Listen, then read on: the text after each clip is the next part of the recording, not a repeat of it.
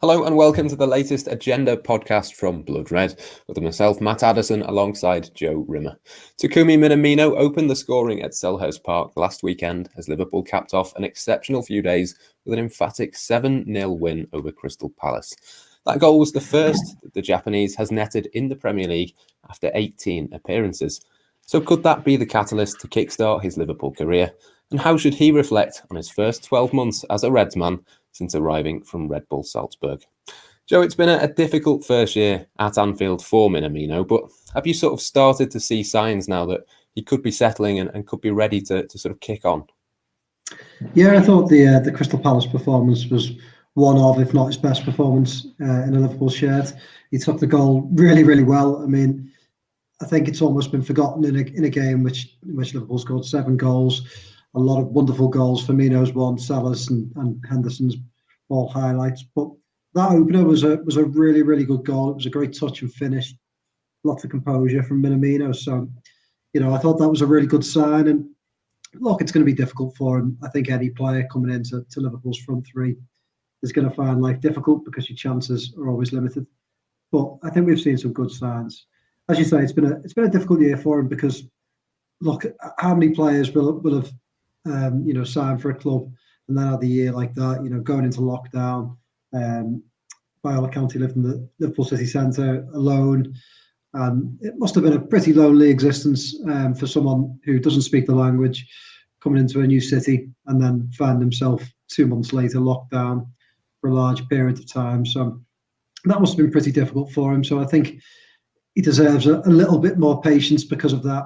But yeah, I think we're starting to see little signs now of the player who we saw when Salzburg visited Anfield, and the player who, I mean, let's face it, it's quite widely known that a lot of Liverpool players were saying to their manager, sign this lad up, he's a good player. So I think there's some flashes there, and hopefully 2021 can be a kind of year for Takumi Minamino.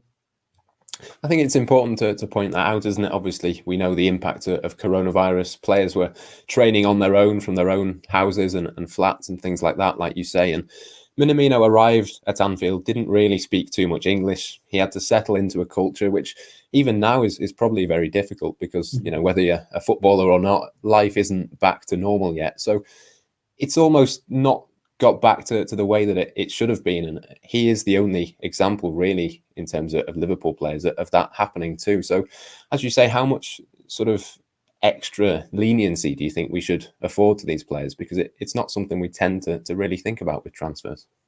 Certainly, I think Minamino's probably 6 months behind perhaps where he'd hoped to be in terms of, the training. You look at players like Fabinho, like Andy Robertson, they're just 2 players off the top of my head who came in and took a while to get used to things at Liverpool, to play the style that Klopp employs. And a lot of that, a lot of the time that they took was taken up on the training ground in sessions, getting used to Liverpool tactically.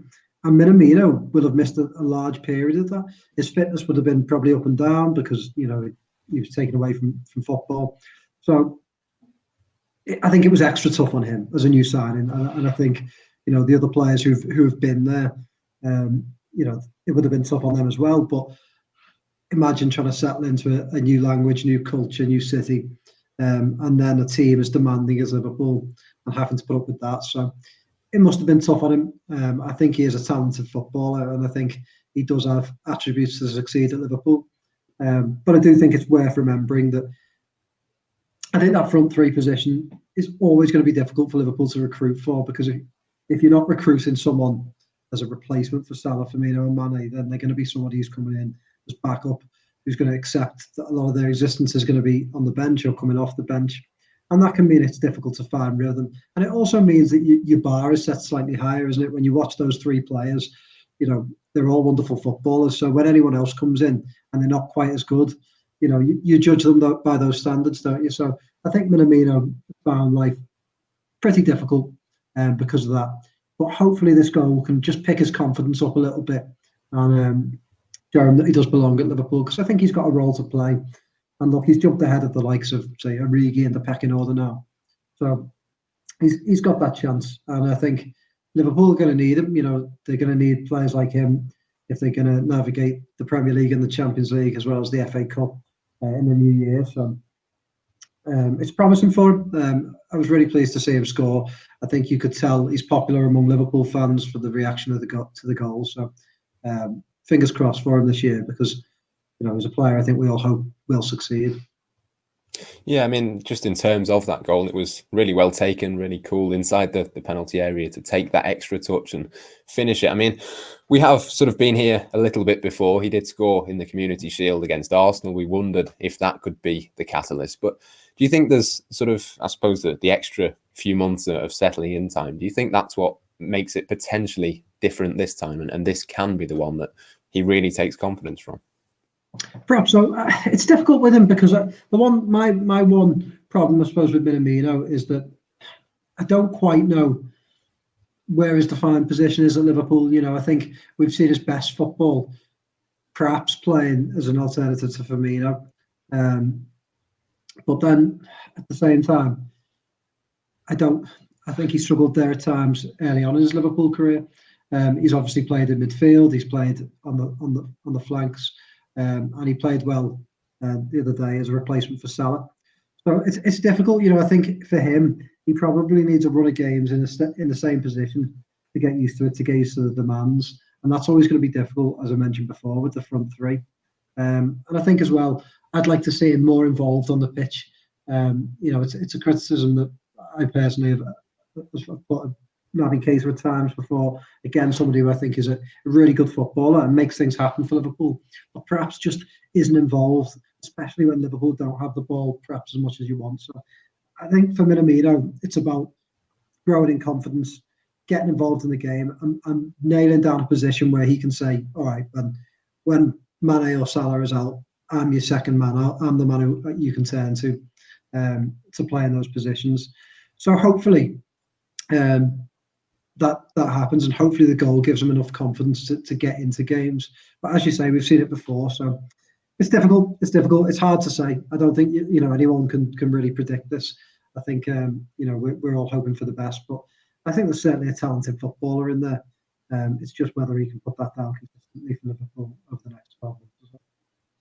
Yeah, he certainly looked more confident after scoring against Palace and put in a good performance. This is what Jurgen Klopp had to say about Takumi Minamino at full time.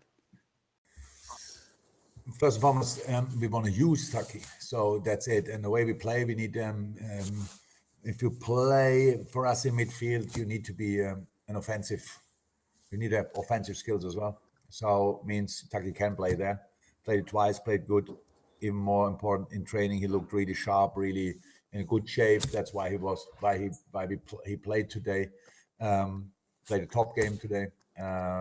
Nice finish. And just is a good moment. Yeah? So that's what we want to use. And I saw him in the dressing room now, and he was couldn't avoid smiling all over his face. So it's a good moment. He's in a really good place and helps us a lot. Well, Klopp's admiration for his performance there, Joe, was pretty clear. But Liverpool play West Brom next, then Newcastle United. Does Takumi Minamino get into the starting 11 or even come off the bench in either of those two games? I suppose that is the immediate challenge for him now to be able to continue this form. Yeah, I think he does. And I think if you're Minamino, you'd be, having scored that goal, you'd be wanting to show Klopp, start me in one of those games, rotate your team, rotate one of Salah or Mane and give me a chance. I certainly think we'll see him off the bench. Whether he starts remains to be seen. I think he's up against two guys who, look, let's face it, Mane and Salah do not enjoy being out the team. They will be wanting to start every game. But I think Liverpool need to manage their resources, and I don't think any Liverpool fans would complain if one of them is rested over those two games. So I think for Minamino, he's got to be the man that plays should one of those two players be rested. So I think he's got a good chance, and I think I don't think he will start against West Brom. I think they'll go back to the front three, the not usual front three. But then Newcastle should be the one he probably has an eye on. But should he get a chance off the bench against West Brom, he'll want to make an impact because you want to just keep that momentum going and show it's not a flash in the pan. And I think with opportunities as limited as they are for Minamino, if if he doesn't play against West Brom, then comes off the bench for 20 minutes and doesn't really do much, it kind of stutters that growth a little bit. So he'll want to make an impact against West Brom, whether it's off the bench or perhaps from the start. I think he's more likely to start against Newcastle. I think it's fair to say he's probably ahead of Divock Origi now in the pecking order for sure, but certain Shaqiri could be back in full training this week. He's another option in there as well. I mean, do you think the goal against Palace maybe just edges Minamino in front of him, or how do you think that sort of stands for Jurgen Klopp at the moment? Yeah, I think so. Look, I think I like Shaqiri. I think he's a very talented player, and I think he's really useful for Liverpool. He's the sort of player that just seems to make a lot of things happen. Probably the opposite from Minamino in the sense that you don't get the output in terms of work from Shaqiri, but I think you probably get more goals, more assists, and but I think Klopp likes a balance, and I just think for Minamino, there's more longevity in Minamino. So I think if Klopp's going to go for one, he's going to go for Minamino because he'll want him to play, to get more minutes, to get more goals, and be part of Liverpool's future. I still suspect that if Liverpool got a decent bid, they would sell Shaqiri. He's been a man who, in the last couple of windows, I think Liverpool have been considering selling him and just haven't had an offer that they thought was satisfactory. But I think if that comes in, they could still sell him. So I do think he's ahead of the pecking order of Shaqiri. But Shaqiri's a good player, and look, if he can keep himself fit, there's no reason why he can't force his way back in. It bodes well for Liverpool going into the new year. They've got players like that, Shaqiri, Minamino, and Origi, who's made an impact in the past as well, getting back fit and being part of things. So I do think Minamino's ahead in the pecking order, but I think Shaqiri, I wouldn't write him off at Liverpool just yet, put it that way. And just finally then, in terms of Minamino and 2021, what do you think the next few months holds for him? I mean, if he was to just continue to be this squad option that can come in and do well, that's probably for 7.25 million what Liverpool would have been expecting from him.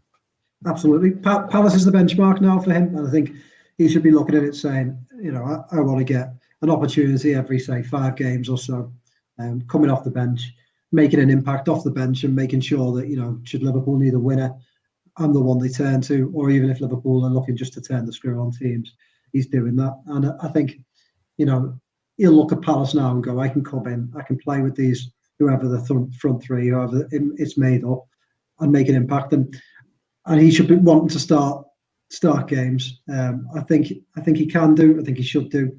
And that should be the benchmark for him.